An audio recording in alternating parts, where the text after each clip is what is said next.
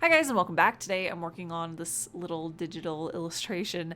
It's been a while since I've done a digital piece like this and I think I'm getting a little rusty, so I wanted to actually do this one digitally so I could get a little bit of practice in that way. But I do want to talk about the process that I went through to create this piece. So at the very beginning I'm working in Procreate, which I love. I love being able to just take my iPad somewhere else and get away from my desk and get a little fresh air and work on the sketch.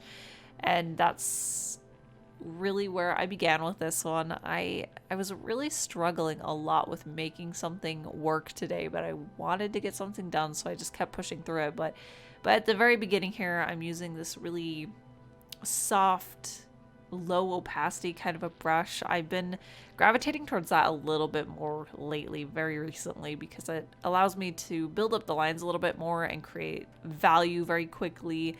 And that's really probably my favorite part about it, is that I can get these really grand strokes in very quickly and then throw in where there's going to be the significant shadows, and that really allows the sketches to come alive and I can see a little bit closer to where I'd want it to end up. So I've been really enjoying that a little bit more.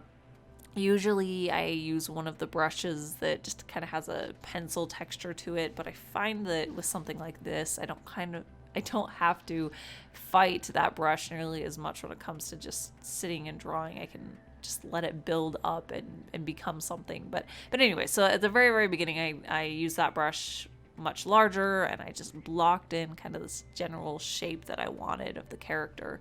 And after I got the basic idea of my sketch down with that larger brush, I just take that same brush and shrink it down to something a little bit more precise and sharp, but it still has that softness and fluidity to it. So with those pencil ones that I have usually used in the past, they, even though it's digital, it still feels really dry, so it feels like I have to do a lot more passes to build it up, which has its place. But I've been realizing that when it comes time to just getting ideas out there, the fact that this kind of a brush just allows me to build up value and get this really glossy kind of a sketch down really quickly. I've been really enjoying the feeling that they have. And I definitely fought with getting the right kind of facial expression on this piece. Like I said, I was just really kind of struggling with making something work today. So sometimes I just have to give myself credit for trying and take note of things that I didn't think worked and make sure that next time I try working on a piece of artwork, I can really focus on that. And I think this is one of those. I don't hate her face, it just feels like it's not really speaking, I guess. It doesn't really have as much emotion or meaning to it or story behind it. There's just not as much character going on. So that is something to add mentally to my little list of things to focus on for the next piece. And I really do think that it's just some days it works better and I can get a result that I like a lot easier, and other days I'm just never gonna get something as good as those other days. So that's all right. I won't be too upset at myself, but yes, that was an area of improvement that I definitely felt with this piece.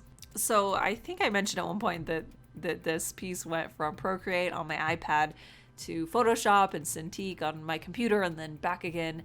The reason for that is I really enjoy sketching on my iPad, on Procreate. It's very smooth and easy, and I enjoy being able to get away from my desk.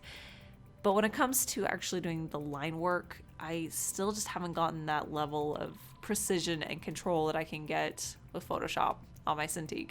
So I always end up coming back to that. I've tried many times to try and get the line work sharp and clean the way that I want it to on Procreate, but I think there's a few reasons why I'm just never happy with it, and I always end up struggling with it and then going back to Photoshop and redoing all the lines. And I think one reason is that it doesn't have quite as much texture on the iPad as I would like. I use a screen protector that does have texture to it, but it's kind of become less textured as time has gone on, so I think I just need to replace that, and that will help. But I also think a large part too is that with Photoshop brushes, I'm pretty familiar with them. I can really just get them very fine tuned, and I have a brush that I love for inking, and I know how it works, and I know how to control it.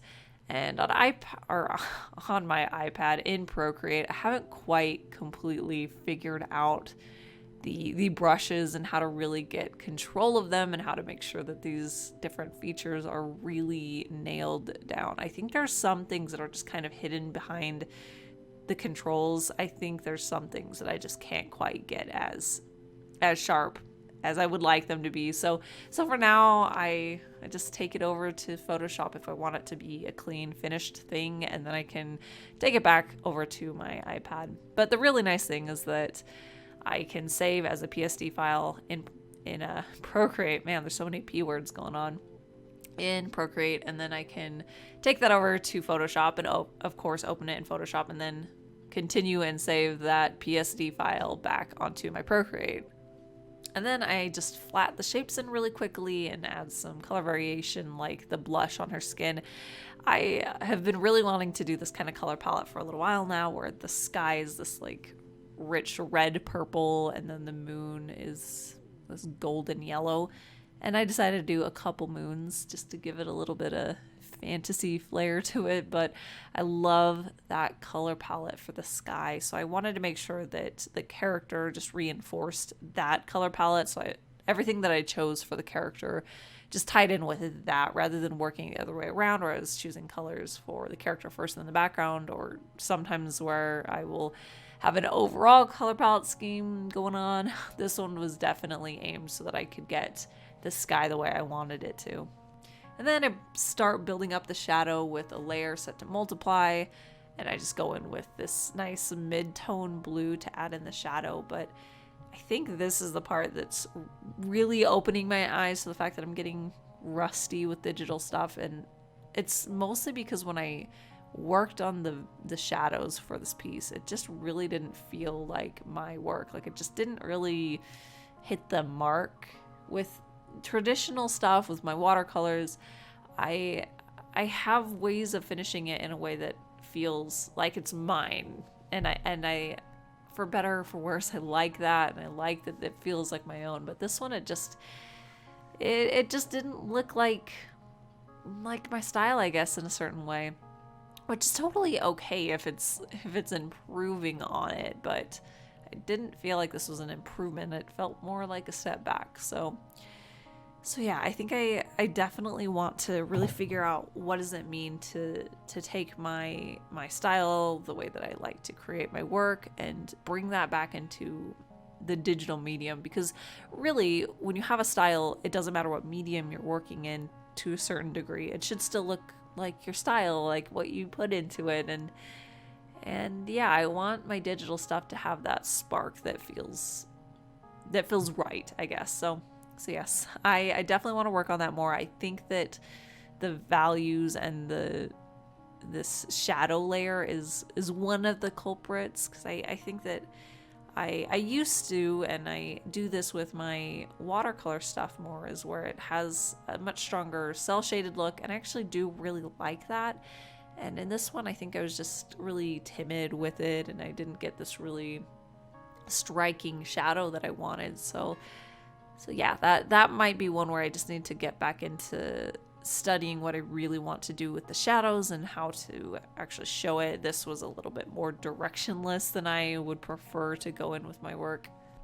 And then I went in and added some highlights. This was probably my favorite part. It was just really fun to be able to give a little glint of shine to the necklaces that she's wearing and to her eyes. I love adding highlights to eyes. I think they just make them pop and come alive. Actually, maybe that's a second favorite. For some reason, I know why, but I really loved adding the tree branches in the background. I love being able to add a detail like that instantly gives a piece a setting and more information and a little bit more depth. So maybe that one was my favorite because it transformed the piece very quickly with very little time invested into it, but I really like that effect. But that is it for today. I do have my last Inktober book that has finally been listed at my shop, so if you missed out on that so far, that is available. There's a link down in the description that'll take you over there.